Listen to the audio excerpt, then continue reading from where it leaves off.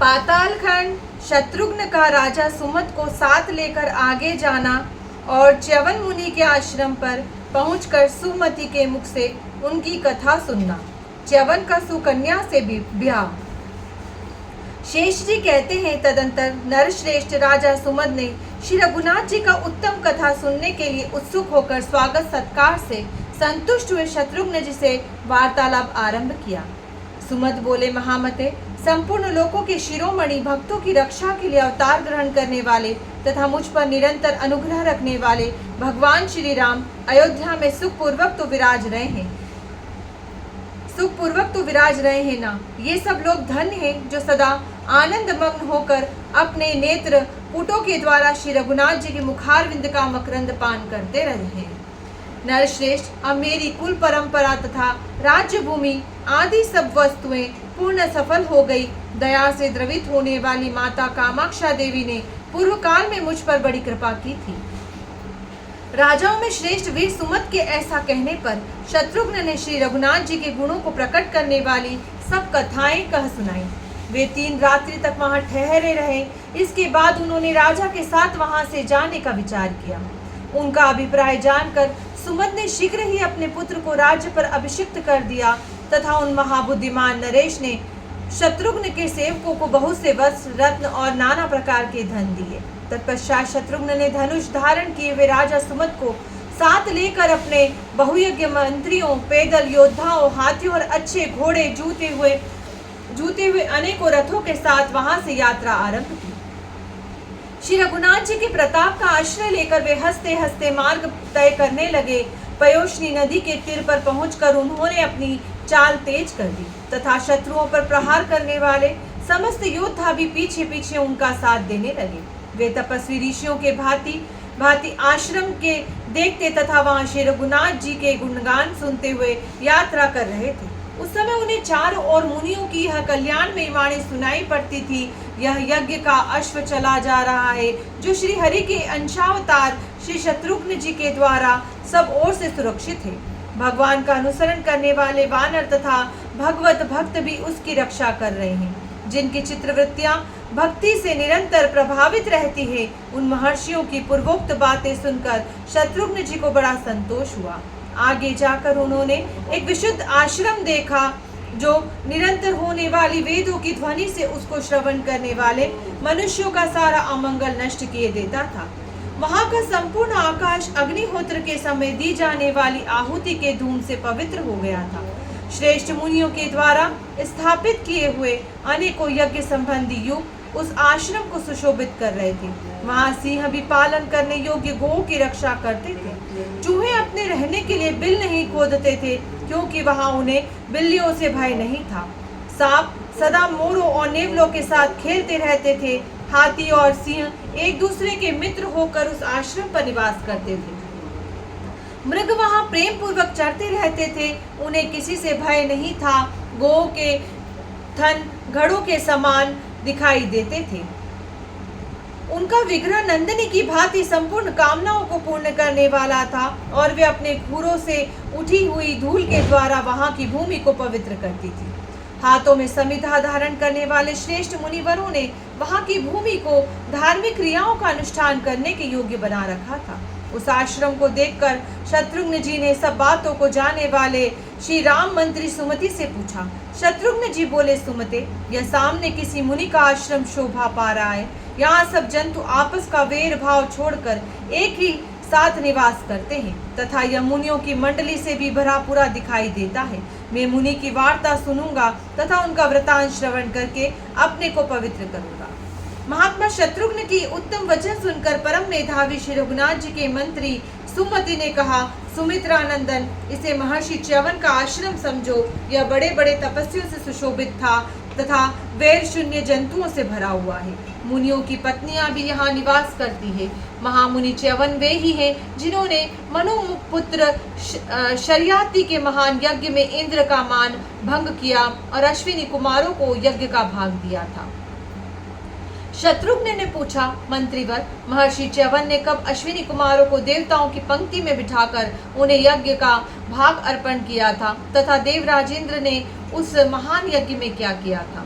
सुमति ने कहा, सुमित्रा नंदन, ब्रह्मा जी के वंश में महर्षि भृगु बड़े विख्यात महात्मा हुए हैं। एक दिन संध्या के समय समिधा लाने के लिए वे आश्रम से दूर चले गए थे। उसी समय दमन नाम का एक महाबली राक्षस उनके यज्ञ का नाश करने के लिए आया और उच्च स्वर से अत्यंत भयंकर वचन बोला। कहाँ है वह अधम मुनि और कहाँ है उसकी पाप रहित पत्नी? वह रोष में भरकर जब बारंबार इस प्रकार कहने लगा तो अग्नि देवता ने अपने ऊपर राक्षस से भय उपस्थित जानकर मुनि की पत्नी को उसे दिखा दिया। वह सती साध्वी नारी गर्भवती थी। राक्षस ने उसे पकड़ लिया। बेचारी अबला पूर्वी की भांति विलाप करने लगी। महर्षि भृगु, रक्षा करो, पति देव बचाओ, प्राणनाथ तपोनिधे मेरी रक्षा करो। इस प्रकार वह आर्त भाव से पुकार रही थी। तथापि राक्षस उसे लेकर आश्रम से बाहर चला गया और दुष्टा भरी बातों से महात्मा भृगु की उस पतिव्रता पत्नी को अपमानित करने लगा। उस समय महान भय से त्रस्त होकर वह गर्भ मुनि पत्नी के पेट से गिर गया।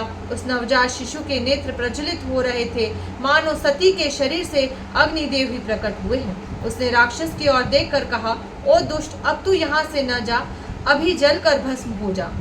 सती का स्पर्श करने के कारण तेरा कल्याण न होगा। बालक के इतना कहते ही वह राक्षस गिर पड़ा और तुरंत जलकर राख का ढेर हो गया। तब माता अपने बच्चे को गोद में लेकर उदास मन से आश्रम पर आई। महर्षि भृगु को जब मालूम हुआ कि यह सब अग्निदेव की ही करतूत थे तो वे क्रोध से व्याकुल हो उठे और शाप देते हुए बोले, शत्रु को घर का भेद बताने वाले दुष्टात्मा, तू सर्वभक्षी हो जा, पवित्र अपवित्र सभी वस्तुओं का आहार कर। यह शाप सुनकर अग्निदेव को बड़ा दुख हुआ। उन्होंने मुनि के चरण पकड़ लिए और कहा, प्रभु तुम दया के सागर हो, महामते मुझ पर अनुग्रह करो। धार्मिक शिरोमणे, मैंने झूठ बोलने के भय से उस राक्षस को आपकी पत्नी का पता बता दिया था, इसलिए मुझ पर कृपा करो। अग्नि की प्रार्थना सुनकर तपस्वी मुनि दया से द्रवित हो गए और उन पर अनुग्रह करते हुए इस प्रकार बोले, अग्नि, तुम सर्वभक्षी होकर भी पवित्र ही रहोगे। तत्पश्चात परम मंगलमय विप्रवर भृगु ने स्नान आदि से पवित्र हो हाथ में कुश लेकर गर्भ से गिरे हुए अपने पुत्र का जात कर्म आदि संस्कार किया।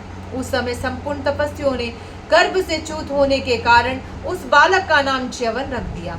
भृगु कुमार च्यवन शुक्ल पक्ष की प्रतिपदा के चंद्रमा की भांति धीरे धीरे बढ़ने लगे। कुछ बड़े हो जाने पर वे तपस्या करने के लिए जगत को पवित्र करने वाली नर्मदा नदी के तट पर गए। वहां पहुंचकर उन्होंने 10,000 वर्षों तक तपस्या की। उनके दोनों कंधों पर दीमकों ने मिट्टी की ढेरी जमा कर दी और उस पर 2 पलाश के वृक्ष उपजाए। हरिण उत्सुकता पूर्वक वहां आते और मुनि के शरीर में अपनी देह रगड़ कर खुजली मिटाते थे, किंतु उनको इन सब बातों का कुछ भी ज्ञान नहीं रहता था। वे अविचल भाव से स्थिर रहते थे। एक समय की बात है, मनु के पुत्र राजा शर्याति तीर्थ यात्रा के लिए तैयार होकर परिवार सहित नर्मदा के तट पर गए। उनके साथ बहुत बड़ी सेना थी। महानदी नर्मदा में स्नान करके उन्होंने देवता और पितरों का तर्पण किया तथा भगवान श्री विष्णु की प्रसन्नता के लिए ब्राह्मणों को नाना प्रकार के दान दिए।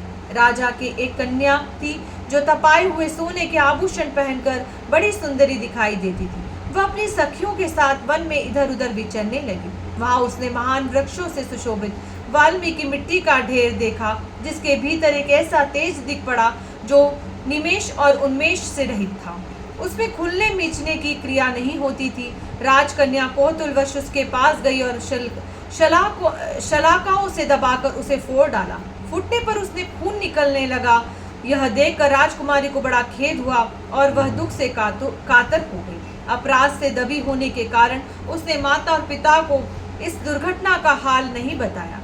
वह भय से आतुर होकर स्वयं ही अपने लिए शोक करने लगी। उस समय पृथ्वी कांपने लगी, आकाश से उल्कापात होने लगा, सारी दिशाएं धूमिल हो गई तथा सूर्य के चारों ओर घेरा पड़ गया। राजा के कितने ही घोड़े नष्ट हो गए, बहुत तरह हाथी मर गए, धन और रत्न का नाश हो गया तथा उनके साथ आए हुए लोगों में परस्पर कलह होने लगा।